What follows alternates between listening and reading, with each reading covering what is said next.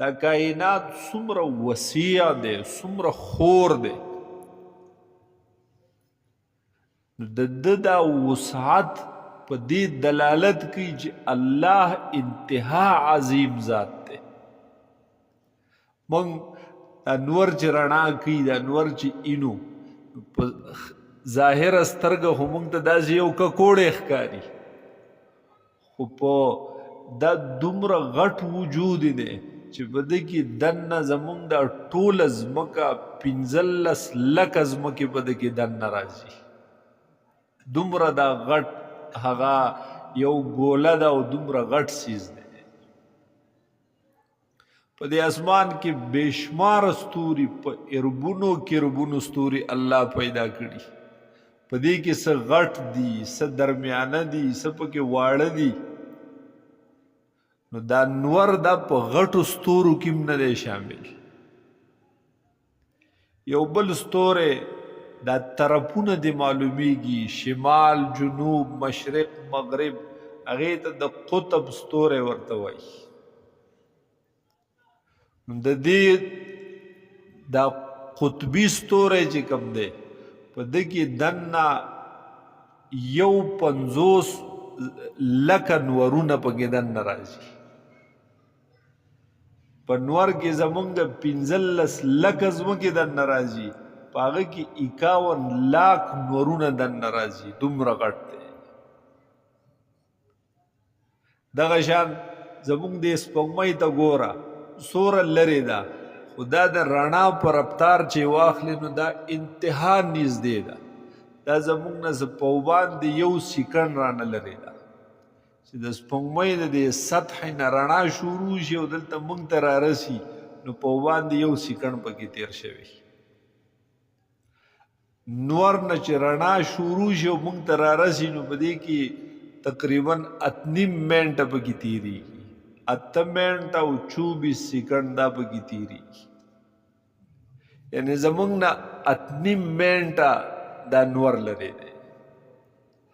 او دغه قطبي ستوری چې دی د ده نه چې رڼا شروع شي او موږ ته رارسي نو 4.5 کاله پکې تیریږي.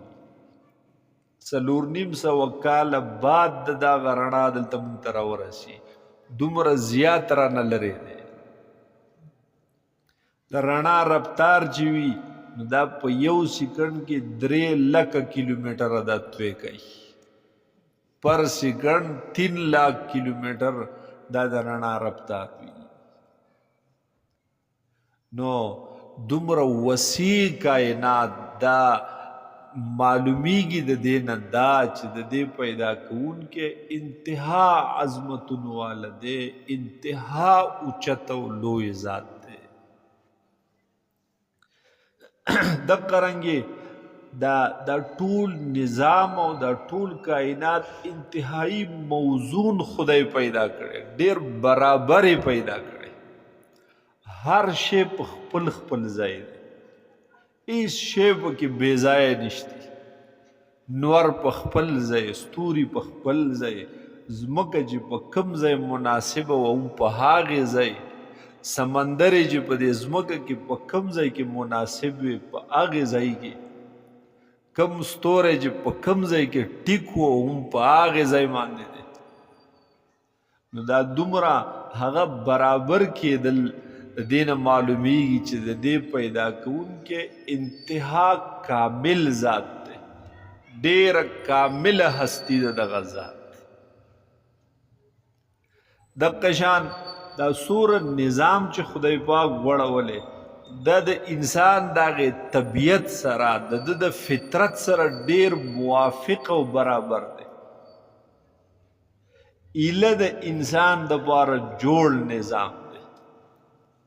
د دغې نه معلومیږي چې خدای پاک ډیر د حکمتونو خاوند دی، لویو حکمتونو والا ذات دی او لوی خبردار ذات دی، بل نشته.